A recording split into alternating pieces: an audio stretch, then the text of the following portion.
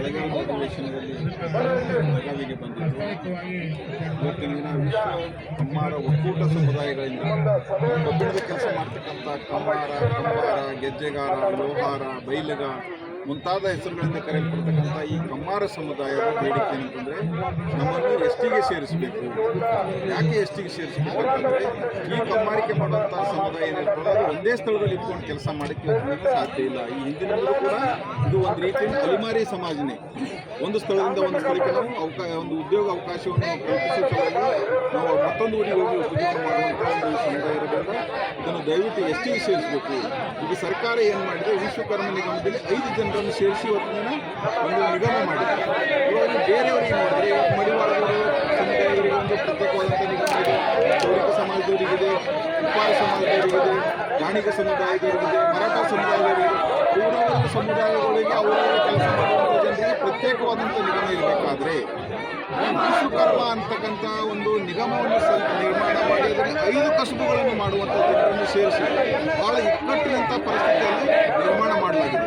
ಯಾಕಂತಂದರೆ ಕಬ್ಬಿಣದ ಕೆಲಸ ಮಾಡುವವರು ಕಂಬಾರರು, ಮನೆ ಕೆಲಸ ಮಾಡುವವರು ಬಡಿಗೆರು, ಮತ್ತು ಬಂಗಾರದ ಕೆಲಸ ಮಾಡುವವರು ಅಕ್ಕಸಾಲಿಗರು, ಶಿಲ್ಪಕಾರರು ಮತ್ತು ಕಂಚಿನ ಕೆಲಸ ಮಾಡುವ ಕಂಚುಗಾರರು. ಇವರು ಯಾವುದೇ ಹೊಂದಾಣಿಕೆಯಿಲ್ಲ, ಹೋಲಿಕೆ ಇಲ್ಲ. ಕಮ್ಮಾರರ ಕೆಲಸ ಕಬ್ಬಿಣ ಕೆಲಸ ಮಾಡಿದ್ರೆ ಅವರು ಬಂಗಾರದ ಕೆಲಸವ್ರ ಕೆಲಸ ಇರಲ್ಲ. ಮತ್ತು ಶಿಲ್ಪಕಾರರು ಬೇರೆ, ಕಂಬಾರರು ಬೇರೆ ಬೇರೆ ಸಮಾಜದಲ್ಲಿ ನಾವು ಇರೋದ್ರಿಂದ ಯಾವುದೋ ಒಂದು ಮನುವಾದ ರೀತಿಯಲ್ಲಿ ಅವರೆಲ್ಲ ಮನುರ ಮಕ್ಕಳು ಅಂತ ಹೇಳ್ಕಂಥ ಒಂದು ಕಾಲ್ಪನಿಕ ಕಥೆ ಮಾಡಿದರೆ ಒಂದೇ ರೂಮ್ನಲ್ಲಿ ಎಲ್ಲರೂ ಕೂಡಿ ಹಾಕಿದ್ದಾರೆ. ಇದು ಒಂದು ರೀತಿಯಾಗಿ ನಮಗೆ ಜೈಲಾಗಿ ಪರಿಣಮಿಸಿದೆ. ಅಲ್ಲಿರ್ತಕ್ಕಂಥ ಮೇಲ್ವರ್ಗದ ಜನ, ಶ್ರೀಮಂತರು ಬಂಗಾರ ಬೇಡಿ ಕೆಲಸ ಮಾಡಿದ ಜನ ಇದ್ದಾರೆ, ಅವರು ಕಂಬಾರರಿಗೆ ಲೆಕ್ಕಕ್ಕೆ ತಗೊಳ್ತಾ ಇಲ್ಲ. ಏನು ಕಾರಣ ಅಂತಂದರೆ ಇಲ್ಲಿ ನಾವು ಅಶಿಕ್ಷಿತರಿರೋದು, ನಿರುದ್ಯೋಗಿರೋದು, ಬಡತನ ಇರೋದು, ಒಳ್ಳೆಯ ರೀತಿಯಲ್ಲಿ ಯಾವುದೇ ಆರ್ಥಿಕವಾದಂಥ ಅಲ್ಲಿ ಶ್ರೀಮಂತರಾಗಿರ್ತಕ್ಕಂಥ ಬೇಡಿ ಬಂಗಾರದ ವ್ಯಾಪಾರಿಗಳು ಸರ್ಕಾರ ಮಟ್ಟದಲ್ಲಿ ಬಹಳಷ್ಟು ಬಲಿಷ್ಠವಾಗಿದೆ. ಅದಕ್ಕಾಗಿ ಸರ್ಕಾರ ಯಾವಾಗಲೂ ಯಾರು ಮಾತು ಕೇಳ್ತಾರೆ, ಯಾರು ಅವ್ರ ಮಾತು ಕೇಳ್ಕೊಂಡೆ ಬಂದಿದ್ದೀವಿ. ಹೀಗಾಗಿ ಈ ಒಂದು 15 ವರ್ಷಗಳಲ್ಲಿ ವಿಶ್ವಕರ್ಮ ನಿಗಮ ನಿರ್ಮಾಣ ಮಾಡಿದ್ದಾರೆ. ಇಲ್ಲಿಯವರೆಗೂ ಒಬ್ಬರ ಕಮ್ಮಾರನ್ನು ಗೆಜ್ಜೆಗಾರ, ಲೋಹಾರನ್ನು ಕೆಲಸ ಮಾಡಿರ್ತೀವಿ. ನಮ್ಮನ್ನು ಇಲ್ಲಿವರೆಗೂ ಆ ಒಂದು ನಿಗಮಕ್ಕೆ ಅಧ್ಯಕ್ಷರನ್ನು ಮಾಡಿಲ್ಲ. ಕೇವಲ ಒಬ್ಬರಿಗೂ ಯಾರೋ ಒಬ್ಬರಿಗೂ ಮೈಸೂರು ಕರ್ನಾಟಕದಲ್ಲಿ, ಹಳೆ ಮೈಸೂರು ಕರ್ನಾಟಕದಲ್ಲಿ ಯಾರೋ ತಮ್ಮ ಪ್ರಭಾವವನ್ನು ಬೀರಿ ಆ ನಿಗಮದ ಸದಸ್ಯರಾಗಿರುವ ಹೊರತಾಗಿ ಆ ನಿಗಮದಿಂದ ಇಲ್ಲಿವರೆಗೂ ನಿಗಮಕ್ಕೆ ಬಡವರಿದ್ದಾರೆ, ಯಾರು ನಿಗಮವನ್ನು ಮಾಡಲಾಗಿದೆ ಅವರಿಗೆ ತುಂಬ ಅನ್ಯಾಯ ಆಗಿದೆ. ಅದಕ್ಕಾಗಿ ನಾವು ಸರ್ಕಾರ ಮೇಲೆ ಒತ್ತಾಯ ಮಾಡ್ತೀವಿ ಅಂದರೆ ಕಮ್ಮಾರರಿಗೆ ಪ್ರತ್ಯೇಕವಾದಂಥ ನಿಗಮ ಮಾಡಿ ಮತ್ತು ಈ ಕಮ್ಮಾರರ ಒಂದು ವೃತ್ತಿ ಮಾಡ್ತಕ್ಕಂಥವ್ರಿಗೆ ಒಂದು ಮಾಡ್ತಕ್ಕಂಥ ಸಾಮಾನುಗಳು ಕೊಡಿ. ಕಮ್ಮಾರರು ವಿಶೇಷವಾಗಿ ಅಂದರೆ ಊರೊಳಗಡೆ ಬೆಂಕಿ ಎತ್ತಿಕೊಂಡು ಕೆಲಸ ಮಾಡ್ತಾರೆ, ಅವರಿಗೆ ಮನೆಗಳಿರೋದಿಲ್ಲ. ಅಂಥವ್ರಿಗೆ ಕಮ್ಮಾರರಿಗೆ ಮನೆಗಳನ್ನು ಕೊಡಬೇಕು. ಮಕ್ಕಳಿಗೆ ವಿದ್ಯಾಭ್ಯಾಸ ಇಲ್ಲ, ಅಂಥ ಮಕ್ಕಳಿಗೆ ಅವರಿಗೆ ಸ್ಕಾಲರ್ಶಿಪ್ ಕೊಡಬೇಕು ಅಂತಕ್ಕಂಥ ವಿವಿಧ ಬೇಡಿಕೆಗಳ ಜೊತೆಗೆ ಮುಖ್ಯವಾಗಿ ನಮ್ಮನ್ನು ಎಸ್ಟಿಗೆ ಸೇರಿಸ್ತಾರೆ. ಈ ಜನರ ಬದುಕಿನಲ್ಲಿ ಒಂದು ಬದುಕು ಸಿಕ್ಕಂಗೆ ಆಗ್ತದೆ ಅಂತಕ್ಕಂಥ ಒಂದು ಕಾರಣಕ್ಕಾಗಿ ಈ ಒಂದು ಚಳಿಗಾಲದ ದೇಶದಲ್ಲಿ ಸರ್ಕಾರಕ್ಕೆ ಮನವಿ ಮಾಡಿಕೊಡ್ತಾ ಇದ್ದೀವಿ. ಇದು ಇವತ್ತಿನ ಹೋರಾಟ 1980ರ ದಶಕದಿಂದಲೂ ಕೂಡ ನಿರಂತರವಾಗಿ ನಮ್ಮನ್ನು ಎಸ್ಟಿಗೆ ಸೇರಿಸಬೇಕು ಅಂತಕ್ಕಂಥ ಪ್ರಸ್ತಾವನೆ ಸರ್ಕಾರದ ಮೇಲೆ ನಾವು ಇರ್ತಾನೆ ಬಂದಿದ್ದೀವಿ. ಹಿಂದೆ ಚಂದ್ರಶೇಖರ್ ಕಂಬಾರ ಸಾಹಿತಿಗಳು ಅವರು ವಿಧಾನ ಪರಿಷತ್ತಿನ ಸದಸ್ಯರಾಗಿದ್ದಾಗಲೂ ಕೂಡ ಅನೇಕ ಬಾರಿ ಅವರು ನಮ್ಮನ್ನು ಎಸ್ಟಿಗೆ ಸೇರಿಸಬೇಕು, ಕಂಬಾರರು ಭಾಳ ಬಡವರಿದ್ದಾರೆ, ಇವರು ಉದ್ಯೋಗ ಒಂದು ಸ್ಥಳದಿಂದ ಮತ್ತೊಂದು ಸ್ಥಳಕ್ಕೆ ಹೋಗ್ತಾರೆ, ಭಾಳ ಕೀಳುಮಟ್ಟದ ಒಂದು ಸಾಮಾಜಿಕ ಸ್ಥಿತಿಯಲ್ಲಿ ಬರುತ್ತಾ ಇದ್ದಾರೆ, ಇವರಲ್ಲಿ ಯಾರೂ ಗ್ರಾಮ ಪಂಚಾಯತಿ, ಜಿಲ್ಲಾ ಪಂಚಾಯತಿ MLAಗಳು ಯಾರೂ ಇರೋದಿಲ್ಲ.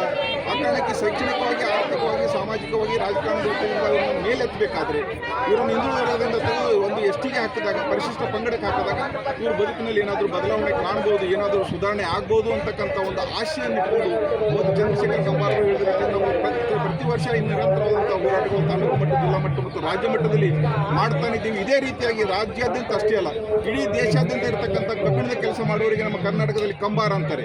ಇನ್ನು ಮಹಾರಾಷ್ಟ್ರ ಮತ್ತು ಉತ್ತರ ಪ್ರದೇಶ, ಬಿಹಾರ, ಛತ್ತೀಸ್ಗಢ, ರಾಜ್ಕೋಟ್ ಎಲ್ಲ ಮೇಲೆ ಉತ್ತರ ಪ್ರದೇಶ ಹೋಗ್ತೀವಿ, ಅಲ್ಲಿ ಹೋದಲ್ಲೆಲ್ಲ ಲೋಹಾರ್ ಅಂತ ನಮ್ಮನ್ನು ಕರೀತಾರೆ. ಯಾರು ಲೋಹದ ಕೆಲಸಗಳನ್ನು ಮಾಡ್ತಾರೆ ಅವರಿಗೆ ಲೋಹಾರ್ ಅಂತಕ್ಕಂಥ ಶಬ್ದ ಇದೆ. ಅದಕ್ಕಾಗಿ ಇವತ್ತಿನ ಬಿಹಾರದಲ್ಲಿ, ಉತ್ತರ ಪ್ರದೇಶದಲ್ಲಿ ನಿರಂತರವಾಗಿ ಎಲ್ಲ ವಿಧಾನಸೌಧಗಳಲ್ಲಿ, ಪಾರ್ಲಿಮೆಂಟ್ಗಳಲ್ಲಿ ಹೋರಾಟ ನಡೀತಾ ಇದೆ. ಇದರ ಬಗ್ಗೆ ಪಾರ್ಲಿಮೆಂಟ್ನಲ್ಲೂ ಕೂಡ ಸಂಸದರು ಮತ್ತು MP ಗಳು ಮಾತಾಡಿದ್ದಾರೆ.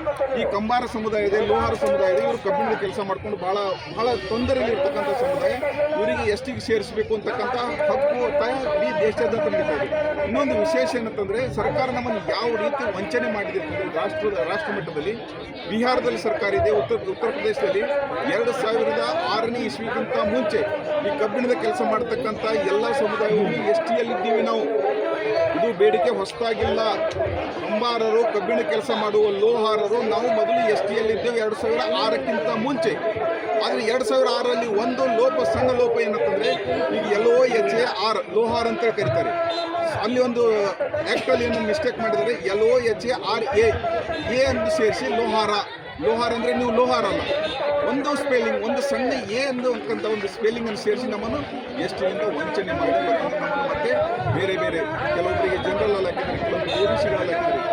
ಈ ಹೋರಾಟ ಇಡೀ ದೇಶಾದ್ಯಂತ ನಡೀತಾ ಇದ್ರು ಸಹಿತ ಇವತ್ತು ರಾಜ್ಯ ಸರ್ಕಾರಗಳಾಗಲಿ ಕೇಂದ್ರ ಸರ್ಕಾರಗಳಾಗಲಿ ಯಾವುದೂ ನಮಗೆ ನ್ಯಾಯ ಕೊಟ್ಟಿಲ್ಲ. ಬಿಹಾರದಲ್ಲಿರ್ತಕ್ಕಂಥ ಈ ಸಮುದಾಯ, ಲೋಹಾರ್ ಸಮುದಾಯ, ಈ ರಾಜಕೀಯ ಜಂಜಾಟಗಳಿಂದ ಸೋತು ಮನನೊಂದು ಅವರು ನ್ಯಾಯಾಲಯಕ್ಕೆ ಹೋಗಿದ್ರು. 2006ರಲ್ಲಿ ಅವರು ನ್ಯಾಯಾಲಯಕ್ಕೆ ಹೋಗಿಲ್ಲ. ಅವರು 2010-15ರಲ್ಲಿ ಅವರಿಗೆ ಕೋರ್ಟ್ನಿಂದ ಆದೇಶ ಆಗಿದೆ. ಏನಂತಂದರೆ, ಇವರನ್ನು ಮೊದಲು ಯಾವ ರೀತಿ STಯಲ್ಲಿದ್ದರು, ಕಬ್ಬಿಣದ ಕೆಲಸ ಮಾಡಿದ್ದ ಜನಾಂಗ ಏನಿದೆ ಇವರು STಯಲ್ಲಿದ್ರಲ್ಲ, ಇವರನ್ನು ಮತ್ತೆ STಗೆ ಸೇರಿಸಬೇಕು ಅಂತ ಹೇಳಿದ್ರೆ ಕೋರ್ಟ್ ಆದೇಶ ಮಾಡಿದೆ. ಸ್ವಾಮಿ, ಇವತ್ತಿನ ಸರ್ಕಾರಗಳು ಕೋರ್ಟ್ ಮಾತು ಕೇಳಲ್ಲ, ಜನರ ಮಾತು ಕೇಳಲ್ಲ, ಮತ್ತು ಕೇಳ್ತಾರೆ ಯಾರು ಮಾತು? ಇದು ನಮ್ಗೆ ಹೆಚ್ಚು ಪ್ರಶ್ನೆ.